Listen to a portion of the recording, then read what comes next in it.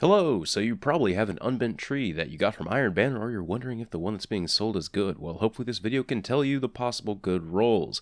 As I said, there's the Iron Banner one. Why do you want this one? Well, let's take a look at the other ones in the archetype, just as a small comparison. ARMINIUS-D is one that's available from Arms Day, and generally the best possible roll is something like Crowd Control, Counterbalance, and Braced Frame. With this particular archetype, you want stability. You really want stability because the kick is just crazy on it, and then Counterbalance helps control that even more. ARMINIUS-D is an okay one.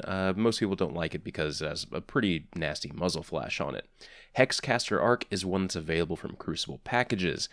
This one's just trash. Just plain and simple, it's pretty bad. Very low base stability. The only redeeming factor is a decent range, but that doesn't really matter that much on auto rifles. Well, the range stat doesn't. Optics definitely matter, but range stat, not so much. You're going to have poopy time with range anyway. This one is not really capable of getting that. Yeah, this one can't get counterbalance, so just no. The only one of this archetype that I'd really suggest ever getting, aside from this Unbent Tree one, would be the Assembly 2 from New Monarchy, mainly because you can get high caliber rounds, perfect balance, and counterbalance. That's really the only role that I'd suggest using, though. That is a fantastic roll if you could possibly get it for PvP. For PvE as well, high caliber rounds, perfect balance, and counterbalance as well. Or yeah, high caliber rounds, perfect balance, counterbalance.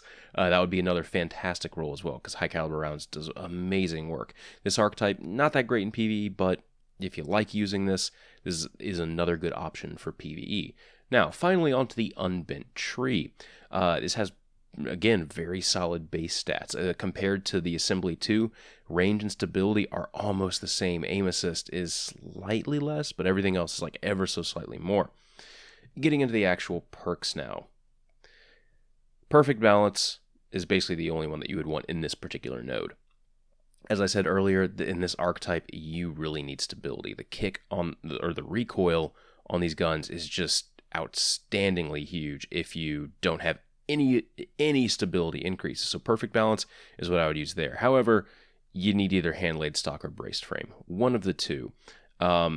Braced frame affects magazine size, but you know that can be fixed a little bit later on. Hand-laid stock reduces the range. As I said earlier, range isn't that important on auto rifles because the range fall off just starts so suddenly, and unless you're stacking a ton of range, there's no point. And even if you do stack a ton of range, it doesn't matter because then you don't have any stability. So brace frame or hand-laid stock, probably hand-laid stock so it doesn't affect magazine size, is what you'd want. For this tree here, I'd most likely go with single point sling or quick draw just to swap to it quicker. The equip speed on it's okay. Base equip speed's okay. Quick draw is just going to make the weapon a hell of a lot better to swap to it in case you need to quickly burst someone down as they're rushing you, if you're using a sniper or something like that. In this second column right here, you're probably going to notice that there's no high caliber rounds. That's the one thing about the Iron Banner one, the Unbent Tree, that I'm not really a fan of. This one isn't capable of getting high caliber rounds, so I don't know. There seems like the other one or the New Monarchy one's a little bit better of an option. Casket mag is most likely what I would use here. Actually, no. Appended mag. Sorry, appended magazine increases the magazine size for a slower reload speed. That's what you would want to use here instead of casket mag, because if you get braced frame, that will reduce the magazine size, then you can get appended magazine to, fix that. It's kind of obvious, I guess. The only perk that you're going to want to get here is counterbalance. Not to say that a roll with something like braced frame, if you have a max stability one, then you should be fine. It's not that good of a weapon with any of these other perks. Feeding Frenzy is okay in this bottom one. If you're choosing to use this for PvE, I'd probably use Feeding Frenzy. But Glass Half Full, Hidden Hand, Persistence, Rangefinder, they're all kind of Counterbalance makes this gun so consistent. It's just so consistent with that, plus high stability boost. And sadly, that's really all you can get for rolls on this.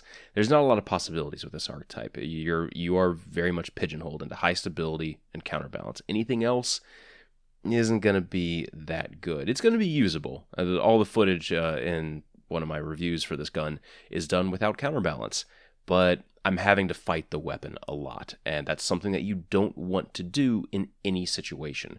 You want the weapon to be rather effortless for the most part. Fighting the weapon in this particular type of game just doesn't lead to good things. So to round it off, you want to get either hand blade stock or braced frame, quick draw or single point sling, appended magazine or casket mag, one of the two there, and then counterbalance.